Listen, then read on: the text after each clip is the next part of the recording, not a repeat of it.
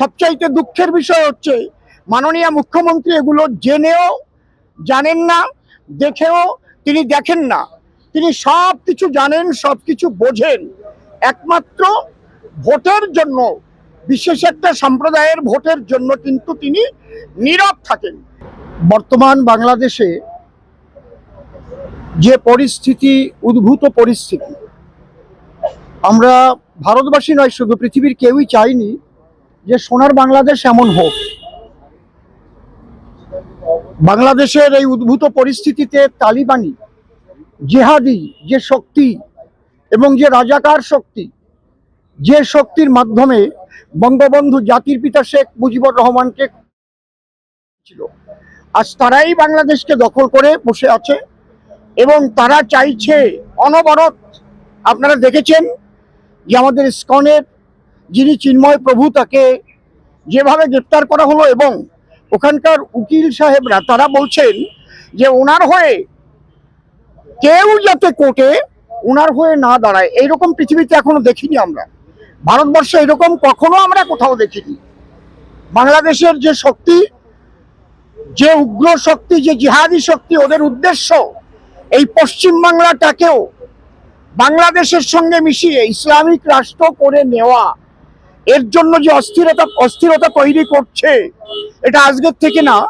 আমি 22 সালে চিঠি করেছি স্বরাষ্ট্র দপ্তরে, আমি 23 সালে চিঠি করেছি, কারণ আমার আদিবাড়িতে বনগা, একদম বর্ডারের পাশেই। বর্ডার সম্পর্কে আমার খুব ভালোই জানা আছে, সেসব সাইডে কি চলে। আর আমি ত্রিপুরা থেকে, আসাম থেকে আরম্ভ করে বিভিন্ন বর্ডার সাইডে আমি গানও করি। বাংলাদেশে প্রচুরবার গান করতে গেছি। শুধু যে ওখানে হিন্দুরা অত্যাচারিত তা নয়, যারা শান্তিপ্রিয় মুসলমান, যারা আমার সাইজির মতের, তারাও ভীষণভাবে অত্যাচারিত, তারাও ভুল লুণ্ঠিত হয়েছে, তারাও ইজ্জত নিয়ে ওখানে বাস করবার মতো পরিস্থিতি নেই। শুধু যে ওরা হিন্দুদের উপর অত্যাচার করছে তা নয়, ওদের উদ্দেশ্যটাই হচ্ছে, আপনারা আফগানিস্তান দেখেছেন এবং সেটা দেখে আপনারা বুঝতে পারেন যে ওদের উদ্দেশ্য অত্যন্ত, যে তালিবানি এবং জেহাদি শক্তির উত্থান, এবং সারা পৃথিবীটাকে ওরা দুভাগে ভাগ করে নিয়েছে, একটা দারুল হার্ব আর একটা দারুল ইসলাম। যেগুলোকে দারুল হার্ব এখনো রয়েছে, ওগুলোকে দারুল ইসলাম করবার জন্য ভারতে কাজ করছে 17,000 মৌলবী। এবং বাংলাদেশ থেকে যে উগ্রপন্থীদের এখানে পাঠানো হচ্ছে, তারা এসে লাভ জেহাদের মাধ্যমে শুধু পশ্চিম বাংলায় নয়, ঝাড়খণ্ড, ত্রিপুরা, আসাম, এগুলো কিন্তু ছড়িয়ে পড়েছে। সবচাইতে দুঃখের বিষয় হচ্ছে মাননীয় মুখ্যমন্ত্রী এগুলো জেনেও জানেন না, দেখেও তিনি দেখেন না। তিনি সব কিছু জানেন, সব কিছু বোঝেন, একমাত্র ভোটের জন্য, বিশেষ একটা সম্প্রদায়ের ভোটের জন্য কিন্তু তিনি নীরব থাকেন। তবে তার একটা কথাকে আমি সমর্থন জানাই, তিনি বলছেন বাংলাদেশে শান্তিরক্ষী বাহিনী পাঠানো কেন্দ্রের উচিত। আমি ধন্যবাদ জানাই যে এতদিন পরে তিনি একটা কথা বলেছেন যে বাংলাদেশে শান্তিরক্ষী বাহিনী পাঠানো কেন্দ্রীয় সরকারের উচিত। এর জন্য আমি তাকে ধন্যবাদ জানাই। কিন্তু এটা উচিত বললেন, কিন্তু এই পশ্চিম বাংলায় যেটা ঘটছে তাও আপনি দেখছেন না, শুনেও শুনছেন না। সমস্ত বর্ডার এরিয়ায় যে উগ্রপন্থীগুলো ঢুকছে, ওপার বাংলার মৌলবাদীরা ঢুকছে এবং তারা যেসব ক্রিয়াকলাপ করছে আর দোষ দিচ্ছে গেরুয়ার উপরে, বিজেপির উপরে। বিজেপি কখনোই অশান্ত পরিবেশ চায় না। বিজেপি চায় ভারত এবং বাংলাদেশ আমরা একসঙ্গে শান্তিপ্রিয়ভাবে বসবাস করব, হিন্দু মুসলমান পাশাপাশি থাকব। কিন্তু ওপার বাংলায় যেভাবে হিন্দুদের উপর অত্যাচার হচ্ছে এবং চিন্ময় প্রভুকে উকিল পর্যন্ত দিচ্ছে না, আমরা এটা কিন্তু মুখ বুজে সহ্য করব না। আপনারা নিশ্চয়ই দেখেছেন, যদিও আমি উড়িষ্যাতে ছিলাম, বনগাঁ বর্ডারে আমাদের বিরাট একটা মিছিল হয়েছে, সভা হয়েছে। পরপর হবে, আমরা বার্তা দিচ্ছি। শুধু বার্তা নয়, এরপরে যেটা করলে এটা ঠান্ডা হয় আমরা সেটা করতে বাধ্য হব। এইটুকুই আপনাদের কাছে আমার বলার। এই অনুপ্রবেশকারীদের ঠেকাতে গেলে এক্ষুনি এনআরসি সারা ভারতে হওয়া উচিত বলে আমি মনে করি। কারণ এনআরসি ছাড়া এদের বেছে বের করা সম্ভব না।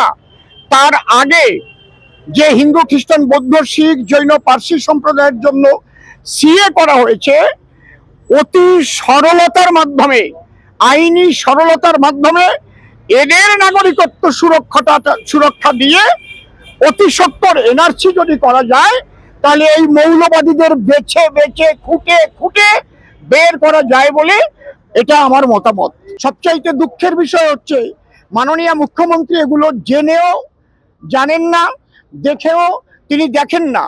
তিনি সব কিছু জানেন, সব কিছু বোঝেন, একমাত্র ভোটের জন্য, বিশেষ একটা সম্প্রদায়ের ভোটের জন্য কিন্তু তিনি নীরব থাকেন।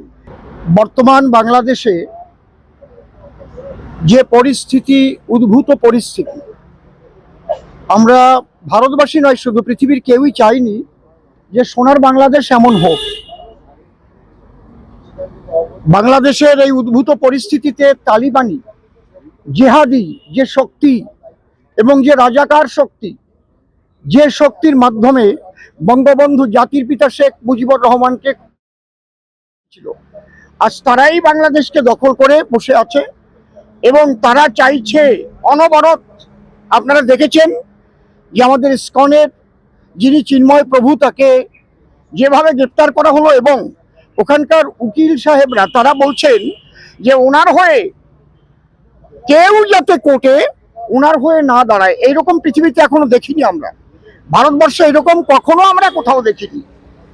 বাংলাদেশের যে শক্তি, যে উগ্র শক্তি, যে জিহাদি শক্তি, ওদের উদ্দেশ্য এই পশ্চিম বাংলাটাকেও বাংলাদেশের সঙ্গে মিশিয়ে ইসলামিক রাষ্ট্র করে নেওয়া।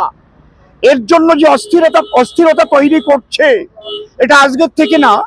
আমি 22 সালে চিঠি করেছি স্বরাষ্ট্র দপ্তরে, আমি 23 সালে চিঠি করেছি, কারণ আমার আদিবাড়িতে বনগা, একদম বর্ডারের পাশেই।